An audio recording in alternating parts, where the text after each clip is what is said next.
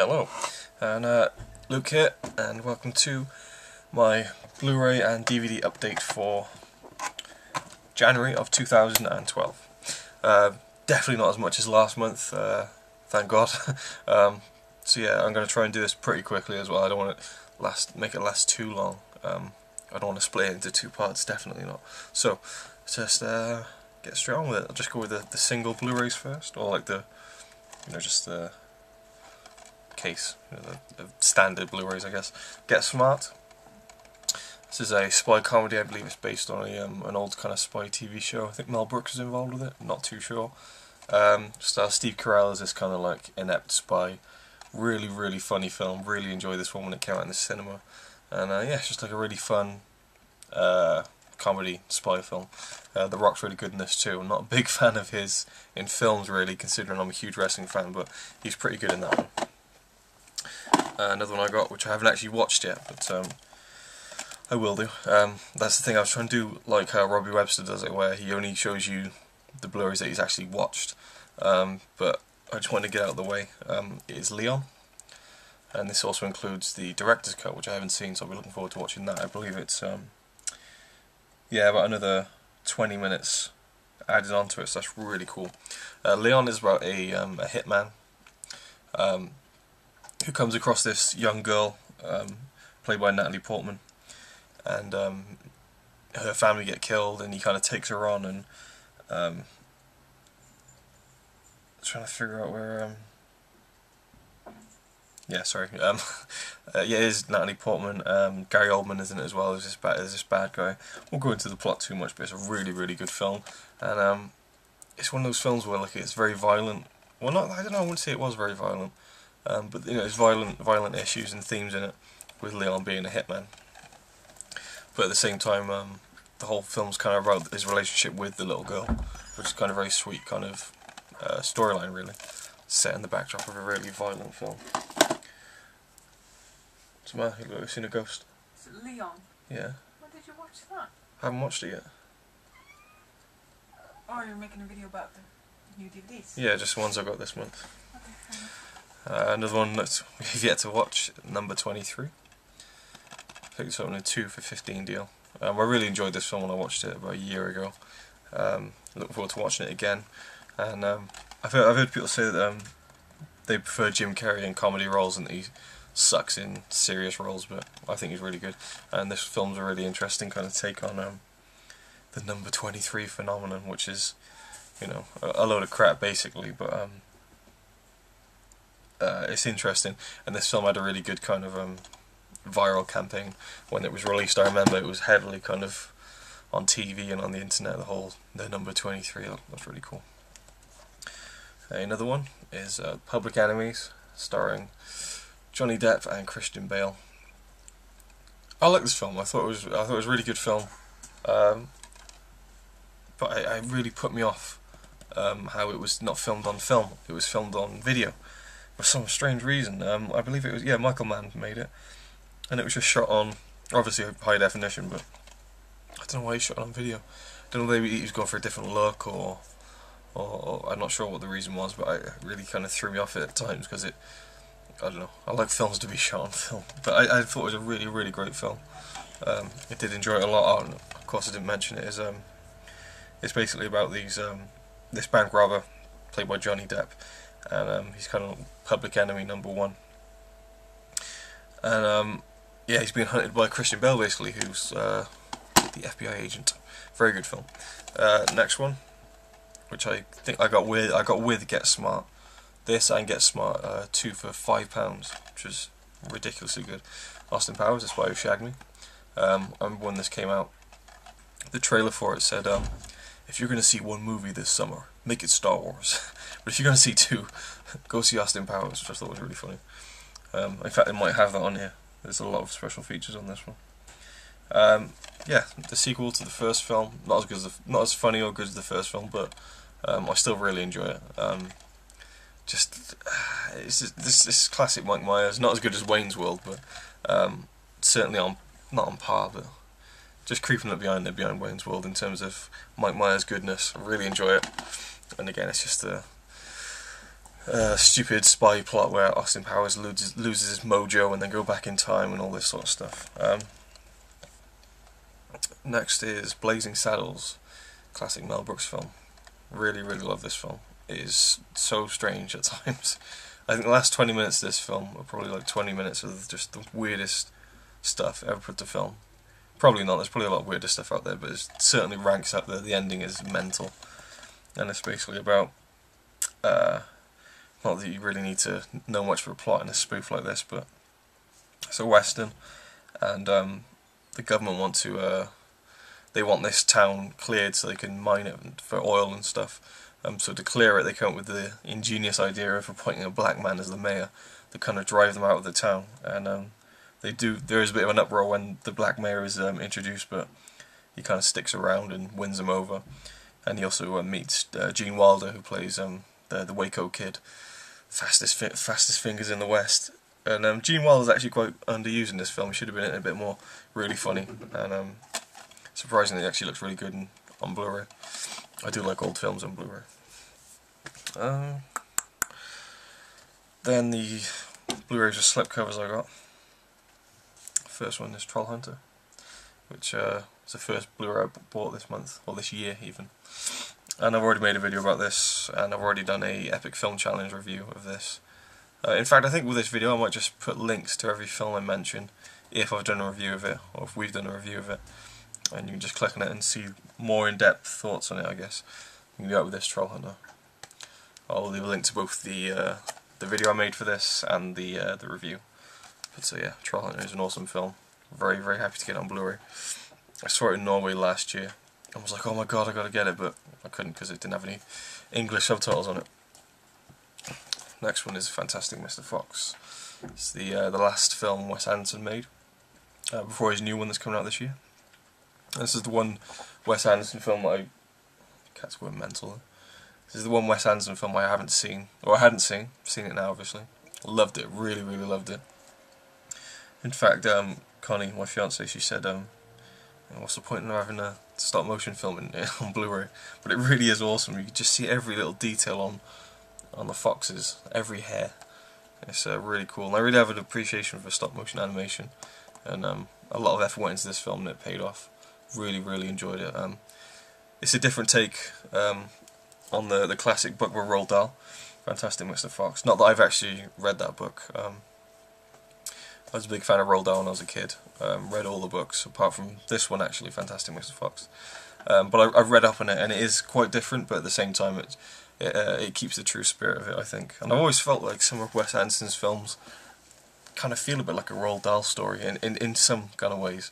Particularly Rushmore. Very there's just a feeling to it, I think. Next up is Wanted. This is another HMV. Well, it's actually not exclusive anymore. They're selling these everywhere now.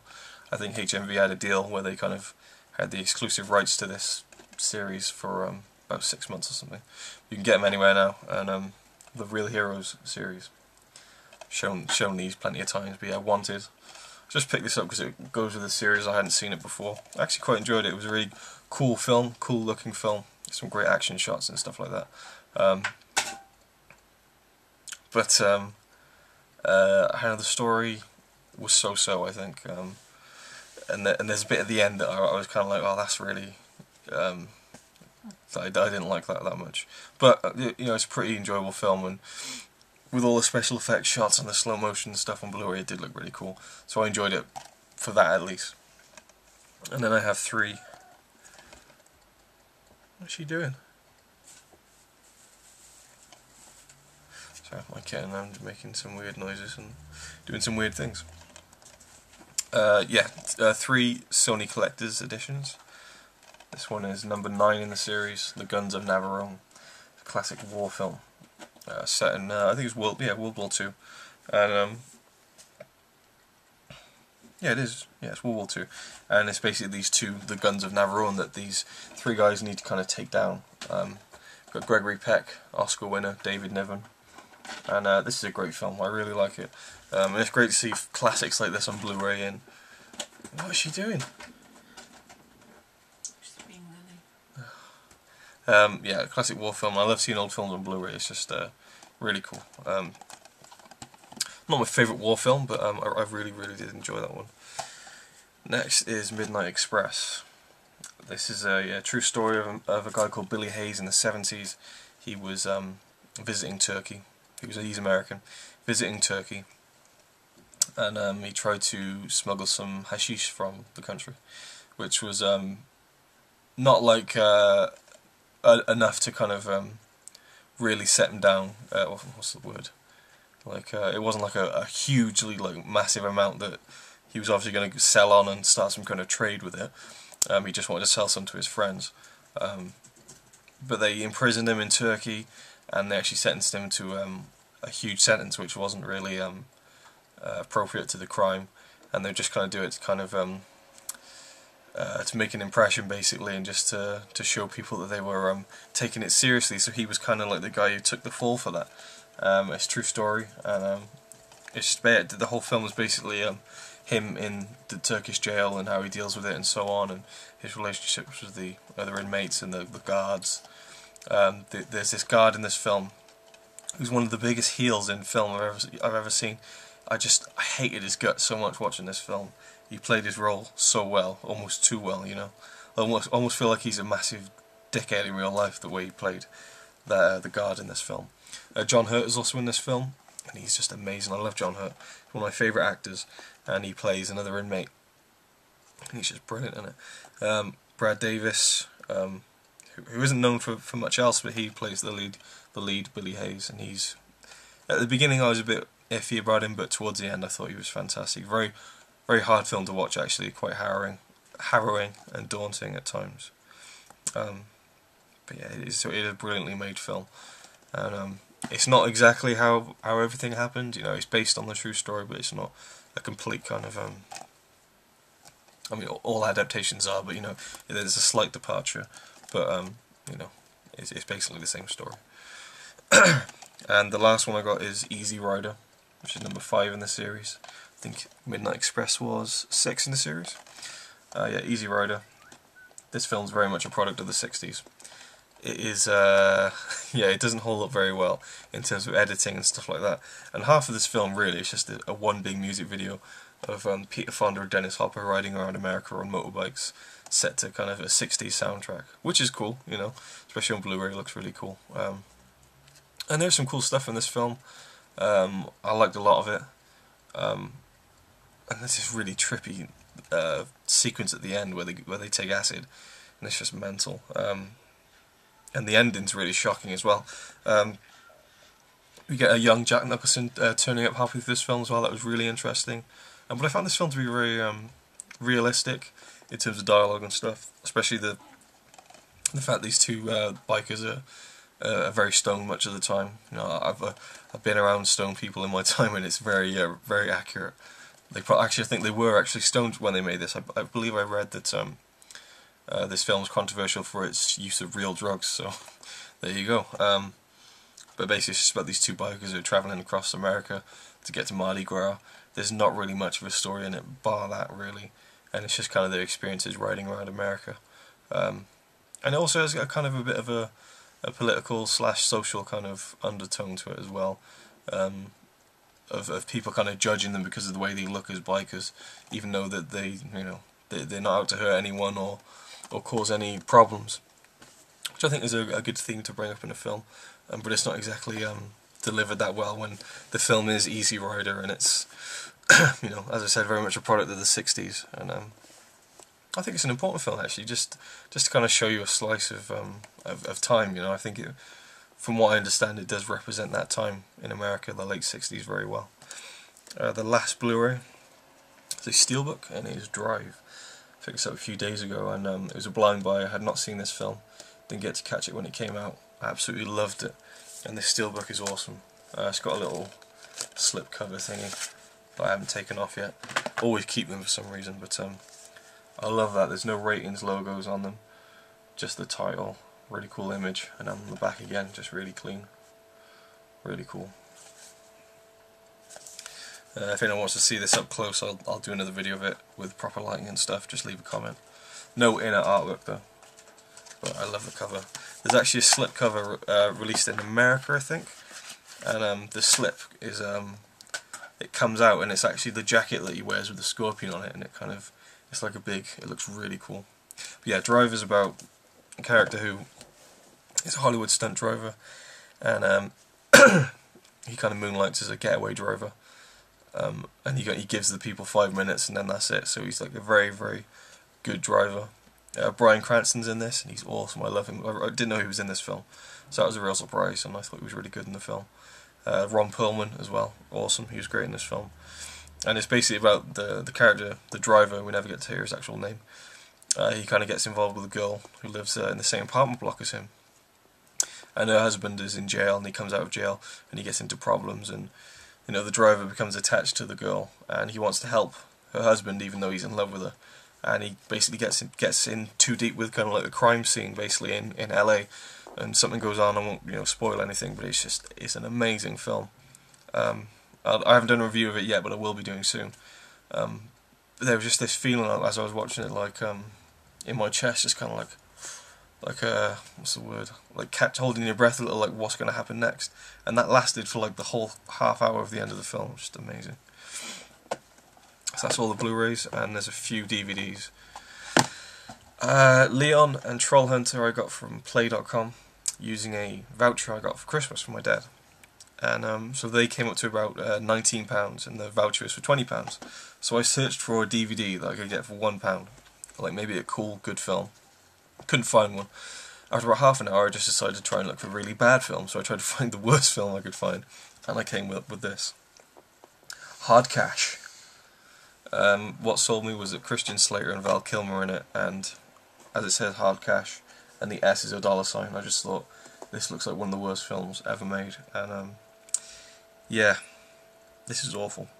This is really awful. I mean, I'm going to rip into this when I make a review of it, but why did these two guys make the film? I mean, you could see little Vern Troyer there.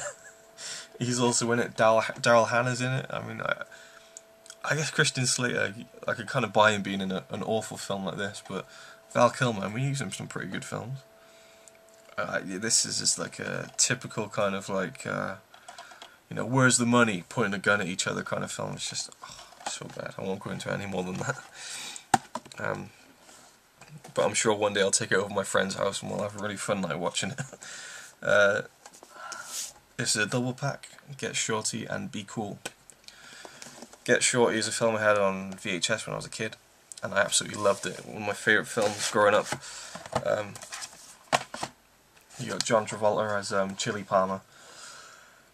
And I'm not going to... It feels like this video's going on a bit too long, so I'm just going to say that this film is awesome. It's got a great cast. Danny DeVito, Gene Hackman, John Travolta, Renee Russo, well, she's not really that great in it. And there's a lot of other bit parts as well who are really, really good in this film, and it's kind of a crime film in a way. Yeah, I'd say that. And it's also it's based off an Elmore Leonard book, which Jackie Brown is also based off an Elmore Leonard book. A lot of his books have been adapted into really cool films. And then the sequel, Be Cool, which is a really good film, nowhere near as good as the first one. And I believe, from what I remember, yeah, I think the only real returning character is Chili Palmer. And we have Uma Thurman as well. It's really cool to see them reunited from Pulp Fiction. The Rock's also in this as a gay actor, which is really funny. These are two really good films, but I'd say check out Get Shorty more than anything, because it's a fantastic film. Really funny, kind of a light kind of crime film. A lot of humour in it as well. And the final one is Drunken Master, starring Jackie Chan. It's an old kung fu film. It says the original kung fu comedy. It's probably not, but it's definitely got to be one of the originals, I guess. And it's about Jackie Chan. He's a kind of a tearaway kid who thinks he knows kung fu, but he's not that great at it. I mean, he's pretty damn amazing at it, but like he keeps getting beaten up by other people. And his dad disowns him and sends him off to be trained by a man called Sohai, who turns out to be this like drunken idiot who just drinks all the time. And you're doing the review now? No, I'm just quickly going over the film. I'm not doing the review. And so this drunken master, as the title says, trains up Jackie Chan. And this film is just really all just fight scenes. I think about 70% of this film is just fighting, and it is just so awesome. Jackie Chan's amazing. It's a bit over-the-top comedy at times, but really cool. And yeah, enjoy that one a lot. So that's all the Blu-rays and DVDs for this month. thanks for watching. I'll put the links up soon after this is uploaded, and check those out if you want any more in-depth thoughts, I guess. So yeah, thanks for watching.